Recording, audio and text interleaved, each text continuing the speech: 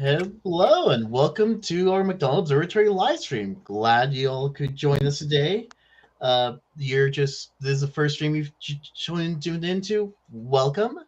My name is Saul Rivera. I'm one of the public program specialists here at the McDonald Observatory. So I do lots of the public programs such as guided tours, star parties, solar viewing, and work on the live streams. I'm joined by my two colleagues, Julie Meyer and Joe Wheelock today. And tell us a bit about yourselves.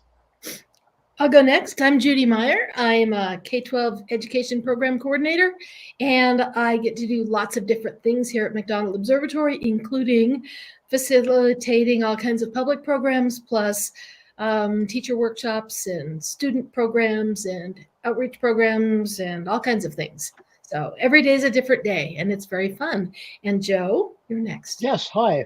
My name is Joe Wheelock, and I conduct public programs, star parties, guided tours. I'm involved with the K-12 team and do pretty much everything.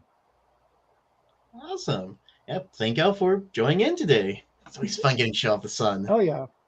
Yeah. So for those of you just joining us, I see that we have several joining in from Instagram, Facebook, and you're just kind of like all around right now. So if you haven't joined one of these live streams before, welcome. This is live. If you have any questions in the chat, feel free to drop them into the chat. We do have a moderator on standby, and they'll answer questions that come in, or they can be passed along to one of us hosts, and we can go into more detail if it's a question that might be funner to answer later on, or would be fun to have a deep dive into there. Also, this stream will be saved onto our YouTube channel, McDonald Observatory on Facebook, and McDonald Observatory on YouTube, and also Facebook page as well, but it's a lot easier to find on the YouTube channel. We've done about 60 live streams, been over 60 live streams so far, and there are many different subjects, so feel free to go through there and check them out. And with the live stream today, as you probably guessed from the title, we're going to be talking about the sun. And we're going to, since weather's really good today, we're going to be showing some live views of the sun from our telescope here at the McDonald Observatory Visitor Center, and also go into the solar cycle, which some of you might have heard in the news over the past few months, like when we got the really cool northern lights through a lot of the U.S. And to start off, Julie, what is the sun? What a good question. What is the sun? So let me just throw the slides up. So slide one, what is the sun? Well, this is a picture from NASA, so that must be what the sun looks like, right? Wrong. Wrong. The sun is a star. Okay, this is a star that I made from clip art. So that's not what the sun is either. The sun is a star. Now, here's a view of a star. It's actually a view of the sun. It is not a view from today, but a star is a huge, huge, huge, huge, huge collection of gas, and most of that gas is hydrogen. And it's so massive that it has a lot of gravity that's pulling inwards, and enough so that there's nuclear fusion happening in the core of that giant mass of gases. So there are different sizes of stars and different brightnesses of stars. So let's just look and see. You can see on this graphic that stars come in great big sizes and little teeny sizes. And if you're interested in the guessing game, see if you can guess which size of star our sun is. I know it's a really big star compared to us, but compared to other stars, what do you think? Yeah. Joe, do you have an idea, or Saul? You can join in this guessing game too. Let's see. I kind of want to guess G type. Also, if y'all are, feel free to drop your guesses in the chat as well for those of you. Why are you guessing G type, Saul? I'm guessing G type just because it seems like a whitish yellowish star similar to our sun. Our sun is small compared to some stars, but not like, it's not the tiniest. It is not M or K. That's right. It's not the tiniest. And this classification system with the funny letters in the weird order got classified way back when by people who didn't know a whole lot. Chuck says M, and M stars are itty bitty little cool red stars. And the sun is not one of those, but they're the most abundant type of star there is in our galaxy. Our sun is actually a G-type star, and it's we often hear that it's a yellow star, but if you looked at it from space, you would see that it looked white. We see yellow just because the starlight is passing through our atmosphere, but you can see there are stars that are way bigger and stars that are way smaller. And one way that we remember the order that the stars, that the classifications come in is, oh, be a fine, I would say, guy. Kiss me. I don't say that to many people. Or you could say gal, but the O stars are the really, really huge stars. They're extremely bright. They're extremely giant. And the sun is not one of those. And as you go down, the M stars are teeny little red stars. And we can get even more detailed here and take a look at this. I know this has way too much data on this slide for you all, but how we know what type of star is by looking at that star's spectrum. So we take the starlight, we spread it into the colors that make it up, and we see what kinds of things are in the star's atmosphere that are absorbing light. So the very hottest stars, a lot of the elements that we can find in the cooler stars are burned away or not there, or not absorbing light the way they would in the hotter stars. So we see some lines from helium and hydrogen, and that's about it. In the cooler stars, the atmosphere is cool enough to have some molecules in it that absorb light, and so we see those more dark lines. And then whether the star appears more blue or more red tells us about the overall temperature. So there's really a lot of data on there, but I think the most important thing is to say that the right-hand column on that tells us that the most abundant stars, 76.5% of the stars in the galaxy, are M-type stars, tiny little cool red stars. And the G stars, which the sun is one of those, 7.6%. So the sun is, hold on, I wrote it down, brighter than 85% of the stars in the Milky Way. And we could say brighter than 76 plus 12, 88% of the stars in the Milky Way. But it's right up there. It's brighter than a whole lot of those stars, but then it's not the largest by far. Isn't that weird? But yeah, hey, it is really cool. I didn't know that it was that much brighter than most of the stars. Yeah, the cool thing, well, I won't say cool. The very good thing is that it works for us. You know, it's not too hot, it's not too cold, it's not too big, it's not too small. So that's where the sun is. All right. All right. Okay. Yeah, that's over to you, Joe. Let's All dive a bit more deep into what the sun has itself. Let me bring up my my stuff here. So let's see here. So we're going to go over here some facts about the sun, and also talk about safe ways to view the sun. And we'll get into some live views of the sun today. We should have, hopefully not have any issues with the clouds, but we'll see. Anyway, so some quick facts about the sun. The sun, it is made up mostly of hydrogen, helium, and trace amounts of other elements. And it has a diameter of 865,000 miles. And it's about 93 million miles away from the Earth. Now, the temperature of what we call the photosphere, the visible area of the sun, is around 10,000 degrees Fahrenheit. And the sun's a middle-aged star, about 4.5 billion years old or so. So I mentioned the size of the sun, 865,000 miles across.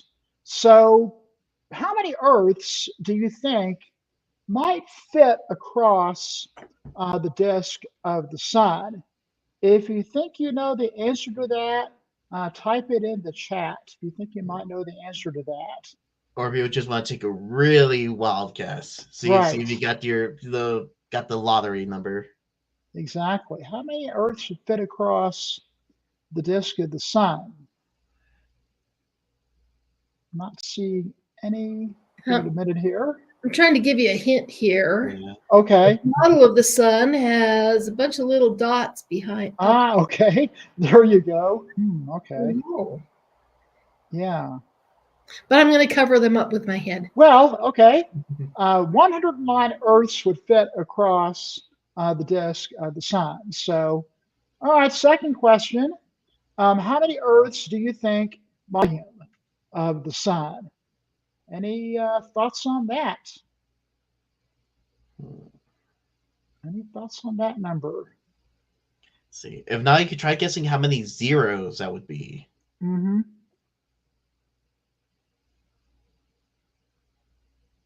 Not seeing any responses here yet. So yeah, it's still okay. early. A lot of people are still right. So it's early. sleepy. Yeah, about 1.3 million Earths should fit inside of the sun. For scale, here we have the planet Jupiter.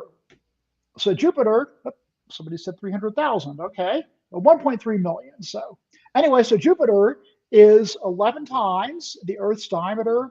You could fit 1,300 Earths inside of Jupiter, and 1,000 Jupiters would fit inside of the sun. All right, so that's some facts here about the sun. Let's go over some safe ways to view the sun.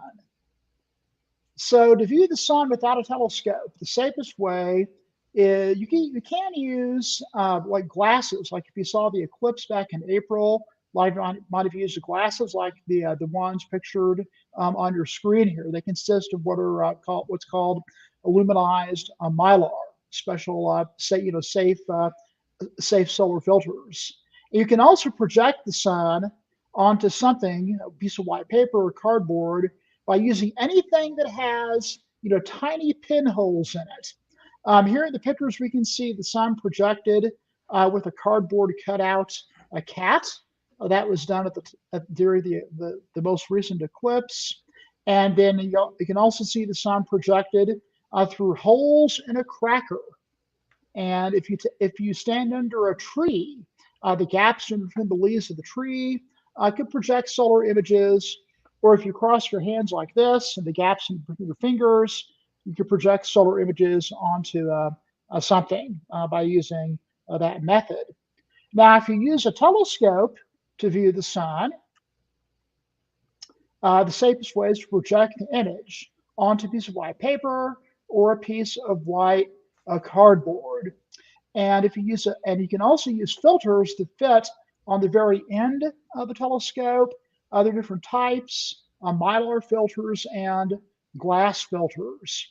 Now, if you ever run across a device like this called a sun filter, all these are is a piece of welder's glass that screws in on the end of an eyepiece. What can happen is the concentrated sunlight can cause this glass to heat up and crack.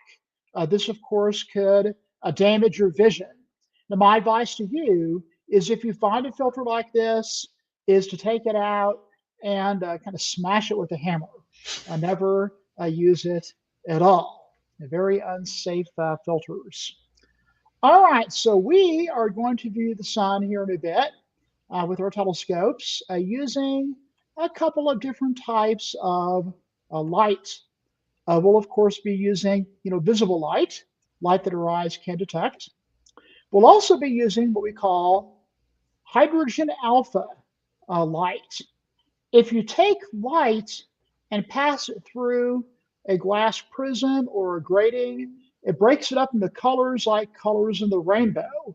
In fact, there's a technique we use in astronomy called spectroscopy. We can figure out temperatures, motions, compositions, many different things.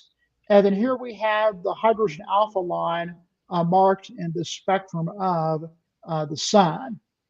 And our solar telescopes, they're located in this structure, what we call a roll-off roof observatory, for obvious reasons. Then we have 3 solar telescopes. The main telescope is a 6-inch telescope used for close-up views of the sun in hydrogen alpha light. We have a couple of smaller telescopes that are used for wide-angle views of the sun, both in visible light and in hydrogen alpha light. And you can see the technical specs of all the telescopes and cameras that we use for solar here. And if you look in the video, there's a fake owl you might notice somewhere off to one side. Yeah, the owl's job is for scaring birds out of the observatory. So, all right, so let's see here. We'll say goodbye to our slides for a minute, and I'm going to go over to our we'll go to our live view here of the sun. And let me get that fired up here. Let's see here. Find that window here. Here we go. All right, so here is our live view of the sun. And I can prove this is not a picture or anything. I will move the telescope. Is that a cloud? Oh, no. No, the cloud. Oh, no. Okay. How long is that cloud going to last? I hope not very long. Okay. Let's see. Well, that was our live view of the sun. Okay, then. Well, okay. Well, don't worry. I'm prepared. I'm prepared just in case. Let's go to Plan B here. Give me a second to find Plan B. Let's see. We'll stop that. May come back to that. And let's see. Here it is. Let's see. Here it is. Here's From Plan I B. see, should be back in a few minutes. Okay. All right. So we may come back to that. So here's Plan B. This is a picture of the sun.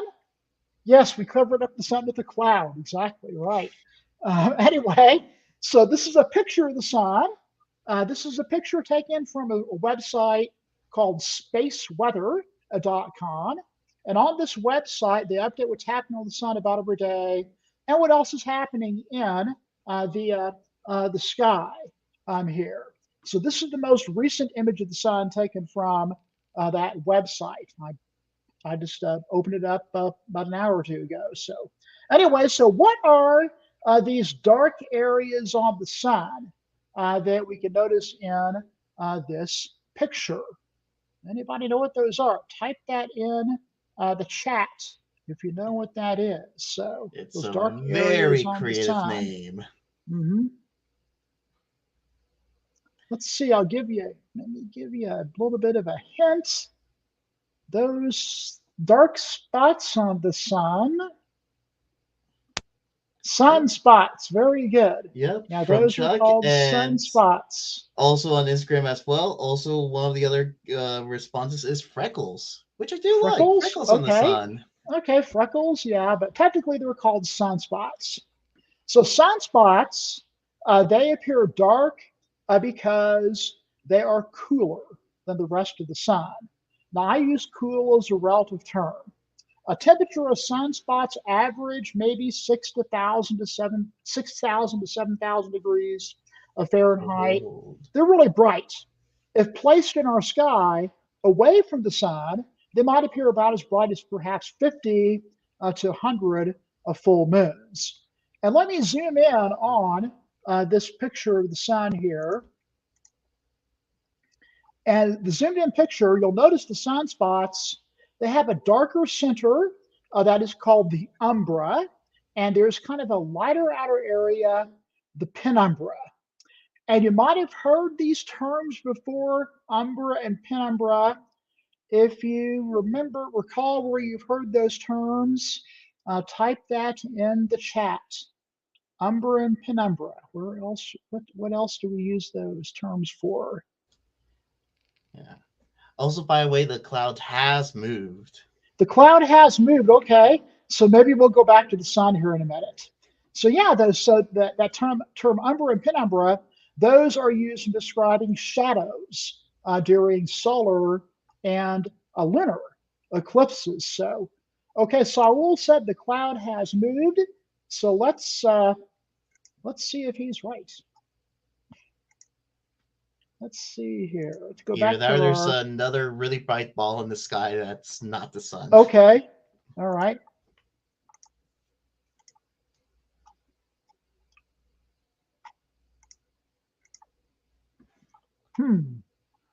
Well, let's see here. Hold on a second. Let's restart this. I don't think so, Saul.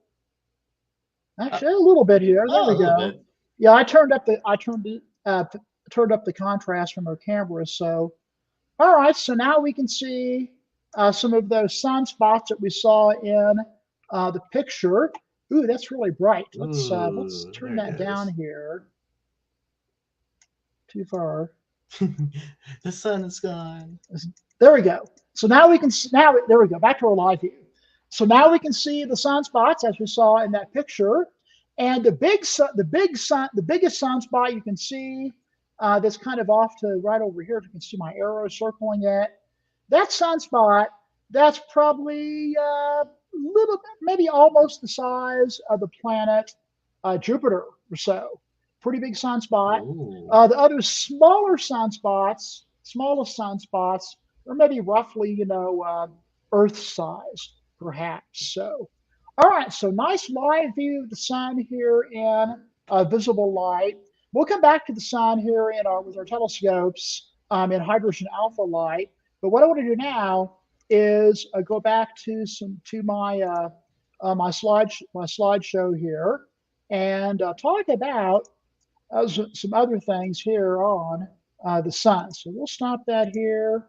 And let's see here. Let's go to this. Here we go. All right. So we saw lots of sunspot activity in our live view of the sun and also in the pictures. We've been recording activity on the sun for the last, 400 some odd years or so. And you can see in this graph, sunspot numbers versus, when they were observed. So lots of activity, activity recorded here over the last 400 years. There's a period you can see from 1645 to 1715 where there's hardly any activity on the sun at all. That was called the Maunder minimum. Why that really happened, it's still kind of a mystery here. So now one of the first people to actually to record sunspots was, of course, Galileo. And here's a drawing that he made of some sunspots here. And he wasn't using, very safe methods to view the sun with his primitive telescope back in the early 1600s. Now, there are some possible recordings of earlier drawings of sunspots. Here is one that was made by an English monk, John of Worcester, in December of 1128. Now, he had no idea, what these were, but he recorded this possible sighting of some sunspots. Now, yes, Judy. How did he observe that? I really don't know. Okay. Possibly what he was doing, my guess would be, is that he was possibly looking at the sun perhaps maybe through thin clouds. Okay. Maybe it was low on the horizon, perhaps, low yeah. on the horizon.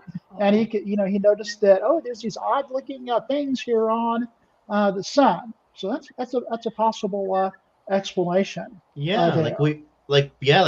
have noticed once, during a really big dust storm here, you could see the sunspots from the things being blocked out. Yeah, I've noticed that too myself. So, yeah. Don't look at the sun unless you use a safe method. Right. So. Yeah, remember, telescopes are basically giant magnifying glasses. Exactly. Do not point the giant magnifying glass at the sun, then put your eye up to the little focus beam. Yeah. So. Okay. All right. So before we go back to our view of the sun here. We'll talk about a couple more things on the sun with some slides. Here is a close-up view of a sunspot.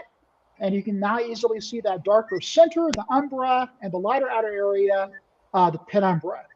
Now, if you look carefully, you might notice the sun has kind of a grainy appearance, like a peel on an orange. Look carefully at that. Looks a bit like maybe a bubble wrap. Let me show you an animation of some of that stuff here. And this might look like something familiar to you. Anybody seen something like this? Maybe in your kitchen? Like a pot of boiling water. Yeah, and that's called convection. And so these little specks here, they're called granules, the convective cells here. Now, each of these granules you can see in this picture, they are about the size of Texas there. So, all right, so let us go back to our live view of the sun. And I'm going to check here and make sure it's still there. Well, I mean, the sun's still there, but make sure it's still it's still visible, of course. But yeah, so all right, yeah, it's still visible. So here we go. Good. Okay, got that ready. Do this. And we're going to go to our live view of the sun here. All right, so here we have the sun now in a hydrogen alpha light. So this is, a type of light that our eyes cannot detect. So we can see a lot of other things happening besides sunspots in this wavelength of light. The brighter areas you see, those are just kind of hotter regions on the sun. You might occasionally notice there are some kind of red speckles you might see. That's actually part of our software that helps us provide a nice brightness and contrast image of the sun. So just ignore that. Now the dark lines you see, those are called solar filaments. In fact, we'll get in some. Let me adjust our camera here, and we'll look around what we call the limb of the sun, not the edge of the limb. Oh, here we go. Oops. In fact, let me paint the sun red. We'll just go ahead and do that. We'll paint the sun red with our software. That's really nice. Wow, that's nice. So look right up here at about 2 to 2 o'clock or so. Right up here, that is a massive solar prominence. So solar prominences, they have this kind of looping effect because they're following the sun's magnetic field.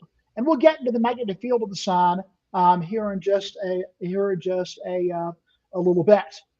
This is hydrogen gas emitted in what we call the chromosphere, the upper atmosphere of the sun. Now we can see another prominence that's right over here, kind of on the opposite side of that. There. So yeah, nice view of the sun here in hydrogen alpha light. But I bet you want to see the sun close up. So let us do that. We're going to switch over to our close-up view of the sun. And you can see what I'm doing behind the curtain here. Let's see here. All right. Ooh, a close-up view of the sun here. All right. So let's do some traveling around the sun today without getting burned. And here we go. We'll travel around the sun. There's one of those filaments. We'll try to find a sunspot. Let's see here. Let me do this. Let's flip this here. I'm just doing a little adjustment there. Here we go. Travel around the sun here. Here are some sunspots. Here we go. Here we go. Here's some nice sunspots here. So, that could possibly, be some flare activity that that might pop up here. So yeah, flares, those were violent eruptions on the sun. Anyway, so they're bright because they're much hotter than the rest of the sun. Here's another sunspot. And let's see here. Two here.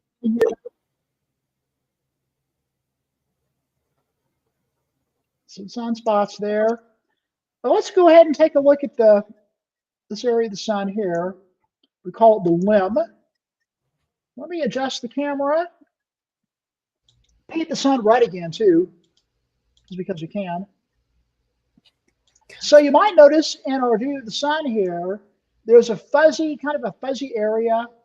That fuzzy area, it is called the spicule layer. These are rising jets of gas. They rise up at about 12 miles per second, disperse within 10 to 15 minutes. So looking at that spicule layer, it's about maybe half or so the size of the Earth. So that can give you an idea of how big this prominence actually is right here. So that's a cloud. Okay, so let's see here. That's a cloud that just passed in front of the sun. And is it going to come back? Okay, it came back for a second. So let me get ready for my backup plan just in case that cloud decides to stay with us. So, all right. Dark So we may cloud have nebula. yeah, these clouds are not helping today. So, all right. So let's go back to some pictures of the sun again. Get rid of that, and maybe we'll have the sun again here in a minute. And let's see here. Let's see, that was this one here. Yeah. Here we go. I had to find it. I have several things open up here. All right, so since we had a cloud just take over our view of the sun, here we have a view of the sun. It was taken from a telescope located in South America. And this is a pretty recent image here of the sun. And we can see these prominences here. Let me go down here. Here's that big one that we saw a few minutes ago with our solar telescope. And then here is another big prominence right over on this side of the sun, kind of on your left, the big one kind of at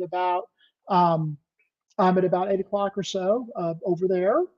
And that biggest prominence you can see, it extends maybe 30, 40,000 miles or so away from the limb of the sun there. So, and there's some other smaller prominences you can see too, kind of around the limb here of the sun. So did we get our sun back here? I'm going to check on my screen here. Nope, didn't get our sun back. Oh, wait a minute here. It's back. Hey. The sun is back. Okay. All right. The sun is back. Let's find the sun again. Where did it go? Here it is. Good. The sun's back. Okay. So while we have it here, before we get more clouds, let's go over to that big prominence. Move around over here. There's a little one there. That's a smaller one. They're still pretty big, of course, but I want to find that big one. Little shrub. I want to find the big one. Yeah. Come on. So Joe, oh, here it is. Joe, can I ask a question? Is yes, the orientation of this image different than the image you got from the internet? Yes, it is. It's flipped. It is flipped. Yes. Yeah, I forgot to mention that. Yeah, sorry. Thanks, Judy. Yeah, telescopes, depending on the optics of the telescope and how the camera is oriented, they can be flipped up to right, up to down, left to right. It doesn't matter looking at things in the sky. There is no up and down in space. So, yeah. So anyway, so there is a great big prominence right there. Nice prominence here. And let's tool around the sun here while we still have it. Let's do some camera fiddling here. There we go. travel around the sun here.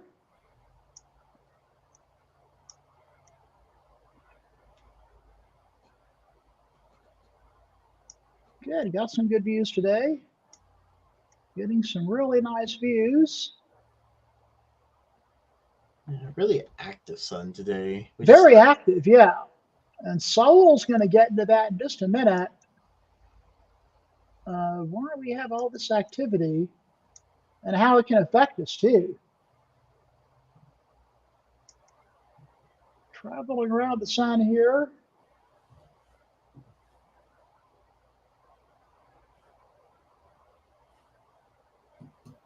And we're back where we started. But let's end with this big prominence right over here. There it is. Come on. Hey, Joe, can I ask another question? Yes, you can. Thank you. If we were to sit and watch this prominence for half the afternoon, would it change? It might change a little bit. It could change a little bit. But in fact, on that note, I do have something to show you all before we go over to us. And Saul talks about some other stuff here. I do have a video of a prominence that I can show you here. Let's see here. Let's get that ready. Where'd that go here?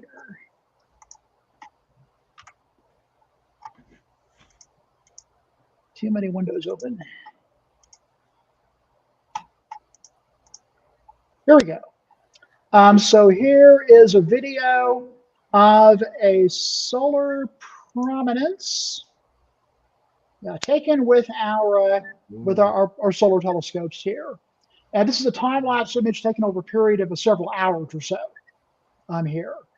And in fact, you can see in the little graphic too, that you can see how the sun, the prominences, they're kind of following the sun's magnetic field there. So, all right. So with that, that will conclude our live views of the sun here. And I'll turn things over to Saul, and he'll talk about in more detail of why this activity occurs and how it can affect us too on the Earth. So yeah, take it away, Saul. Thank you, Joe. So as kind of Joe has shown there, you can see that the magnetic field looks really weird there. Like you see like the north and south are right next to each other instead of on opposite ends.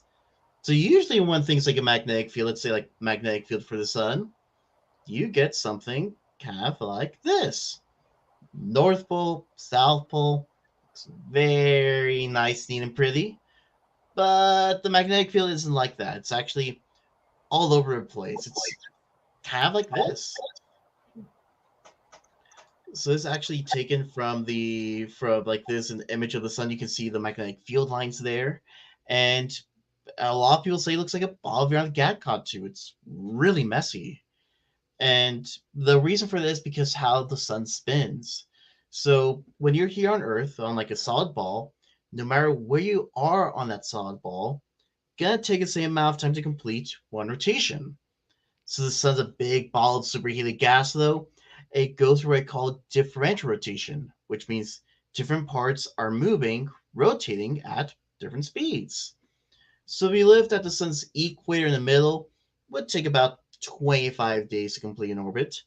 At the poles, though, it would take about 35 days, which going to twist everything around, like the sunspots and the magnetic field, giving us this kind of messiness. Something else that can happen every now and then is that the magnetic field can get tangled up. Like you see, it's all over the place, really chaotic. The magnetic field can get tangled up with itself and start to almost like build energy. And so like, as time goes on, it can get more and more tangled, build more and more energy until it all gets released in one go. Such as this video from NASA, you can see how we can see like the field lines they're getting more and more twisted. You're seeing more energy being built up, and they're kind of slowing it down here until it all gets just released in one go, being basically blindingly bright. There's kind of like the moment right before the explosion, building up the suspense. Mhm. Drum roll.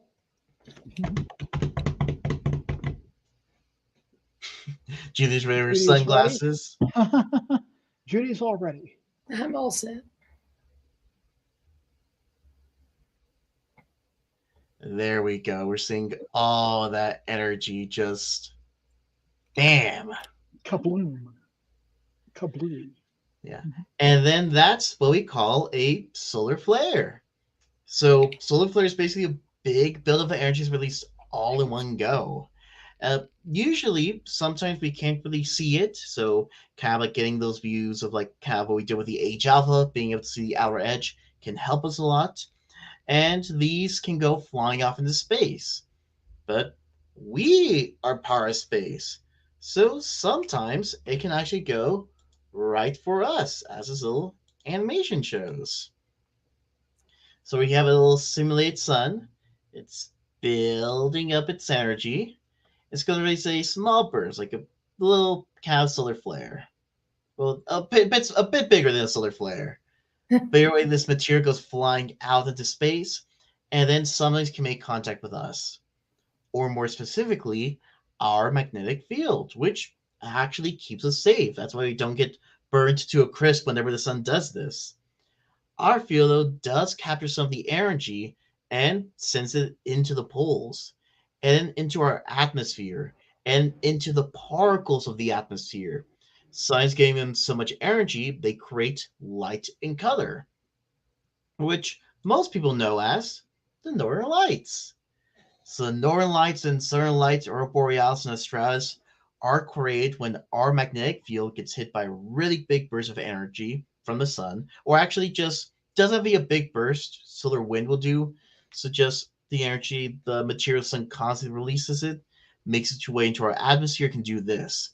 But when you get really big bursts of energy, that's when you see them far down south. So a lot of people around the US and around the world report seeing northern lights really far down south a few months ago. As us at the McDonald Observatory didn't get to see it, it was like the one cloudy day that we had like a 3-month window. But people like Interlingua got to see it, which was really cool. They're like these really vibrant ones, like very vibrant pinks and. I was talking to someone last night who said they were visiting Alabama and they saw Northern Lights. Wow. Oh, it's been so cool. I wish we could see it. I heard driving out a little bit could like driving out of the cloud cover could help, but even I tried, and by then it was too late. So Saul, I'm gonna pop Chuck's question here. What is it that comes off the sun in a solar flare? Yeah, so it comes off Is it of the sun of us. Hydrogen? Yeah. So what's coming up is the sun is a ball of gas, but not gas in the traditional sense. So you can say there are actually 4 states of matter. If you give solid enough energy, it'll turn into a liquid. If you give the liquid enough energy, it'll turn into a gas. If you give gas enough energy, it turns to what we call a plasma. So kind of way you can kind of think about what lava is to a solid, plasma kind of is to a gas, but there's a lot more stuff going on with plasma. It's its own separate thing. So as materials being launched towards it is basically superheated gas, basically almost like plasma, like kind of like plasma, you could say. And Joe and Julie, if you have a better answer for this, well, since the sun is mostly made of hydrogen, most of the stuff that comes off the sun and we usually call it a coronal mass ejection. It's mostly hydrogen that has been taken apart. So it's protons and electrons streaming through space. So Chuck is right. It's electrons and it's hydrogen and it's protons. But Yeah. Exactly. Thank you, Julie. Mm-hmm. Okay, I'm gonna. Yeah. Let's see. But yeah, they're basically that's what creates the northern lights. And as kind of Joe mentioned, there is that sun cycle going on. So there's a one we call a solar minimum and one we call the solar maximum. Let's see, I'm getting feedback. Let's see.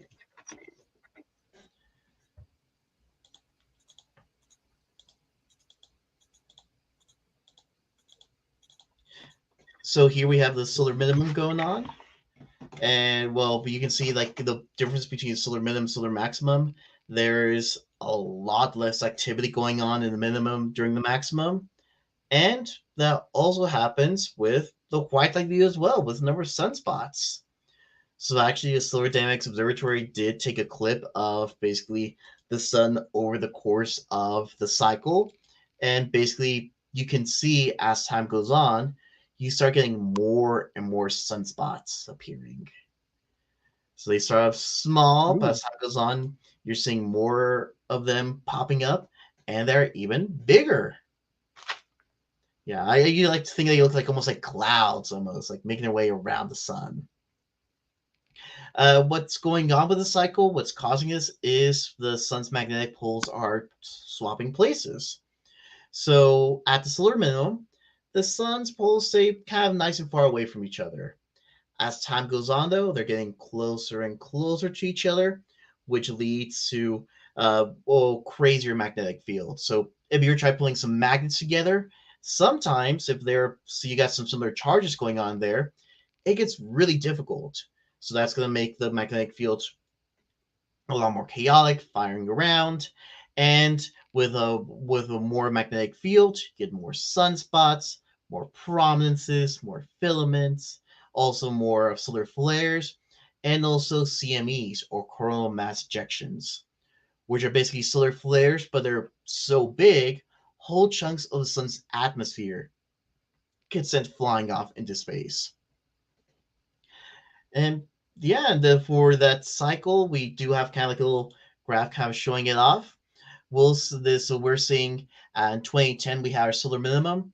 As the years go by, sun's getting more and more active until reaching that maximum, then going back down to the minimum. The cycle, this 11-year cycle, is cleverly known as the 11-year cycle. Uh, Astronomers are really good at naming things. We are very on the nose for a lot of stuff. I will say this graph is slightly misleading. It looks like the sun's changing sizes over the course of the cycle. So the sun does not change size during this cycle. I think it's just more for dramatic effect.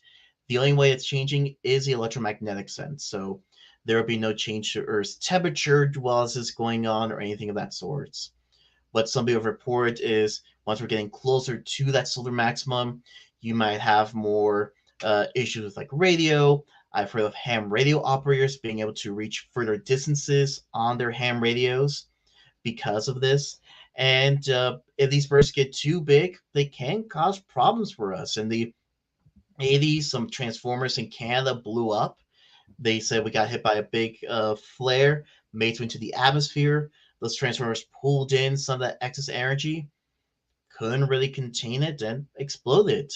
And in the 1800s, there's something known as the Carrington event, which basically the burst we got hit by was so large that people in Hawaii actually said they saw northern lights, and people far up north, like Michigan, Canada, upwards, woke up in the night and said they thought it was daytime. They were getting ready for work because the lights were so bright. They thought it was daytime for a little bit. Also, the reports of things that are unplugged turning on again because of that much energy. So it doesn't affect us in the temperature wise, but can make your electronics act kind of funky. So sometimes you might see like reports in the news like, hey, there's a really big flare coming towards us. Radio and other stuff might be a bit weird for a little bit. But thankfully we don't really get the really big ones like the Carrington event that frequently, at least for it to hit us. I like to say like, yeah, these bursts are really big, but Earth is really small and moving really quickly around the sun. So I like to say it's like if you're trying to hit a fly with a water balloon. It's a really big thing. It's going to make a lot of damage once it makes contact, but you're trying to hit a fly. Fly's going to be dodging that a lot of the time.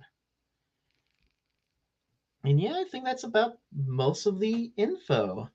Let's see if questions come in. Oh, question from Instagram. Ask GAF, any effect on climate change? So this cycle does not affect a climate change. Earth is kind of its own separate system going on. So kind of with, for example, you might have been hearing about the greenhouse effect. That basically is when he is entering into our atmosphere. It's not really getting to go back out. It's being trapped in there. And carbon dioxide kind of prevents that from going back out, increasing the temperatures here on Earth. It's, if you want to see an example of like a runaway greenhouse effect, like the worst case scenario, if you have a lot more carbon, etc., look at Venus. People do not want to live on Venus's surface. It's very, very bad. Let's see. Kind of hot. Yeah, just a tad. It's about like 650 degrees Fahrenheit, if memory serves me right, or Like something around around 900. Yeah. But it's too hot. Okay, here's a question that just came in from Astrokazi. Let's put that up. Will the solar cycle max out? When will that happen? Yeah, I believe for this upcoming one, we'll reach our solar maximum. I think it's supposed to be around like 2025, 2026. We'll also say isn't like the cycle isn't like a nice set like, oh, year by year by year. It's more like a range. So there's like some cycles that are a bit longer than 11 years, some that are a little bit shorter. Just so you can say 11 years is the average. So have, if Mary serves me right, for this upcoming cycle, kind of like 2025, 2026 is that kind of range of when we think the next maximum will be. Yeah, but stay tuned, because there's a lot we still are not able to predict about the sun. So yeah, basically we can just see in the area, be like, hey, that area might have a flare coming out of it. And then once it actually does happen, it's like, oh, there is a flare. Okay, it's this strong. It will hit us in maybe about like 1 to 3 days. Be prepared. 1 to 3 days, yeah. Yeah. Let's see. Any other questions? Oh, another one from Astro Cozy. How are we all doing? Fine, thank you. Yeah, Fine, doing well. yeah. The sun's clouded out again, by the way. Sun keeps coming and going. I've been watching. Well, it's always a little risky to do a solar viewing program in July, because this is our monsoon season, and lots of times it's about noon when the sky starts clouding up. So that makes sense. Yeah. And now it's back. See, we should do our solar viewing programs early in the morning in July. Yeah. It's like, hello, goodbye. Hello. Goodbye. Anyway, thank you all for joining us. And I hope you come and visit us at McDonald Observatory. We have all kinds of cool things you can do. We have tours and other public programs, star parties, 3 or 4 nights a week, depending on the month, and other things that you can find on our website that Saul has put all kinds of information up on the screen here. Yeah, and again, thank you all so much for joining us. If you want to see this live stream or other similar, just check it out on McDonald Observatory on YouTube, and also our Facebook page, McDonald Observatory. This Instagram stream, I'm still learning the Instagram site, so I don't think this gets saved. But if you just want to rewatch it, you can check out the other platforms and also see the past streams we've done as well. We've done some about galaxies, control room of some of the telescopes, books we recommend, even done some K-12 focused ones. We've done a good variety. Yeah, hope you all have a good day. Thanks, everyone. All right. Thank you for joining us.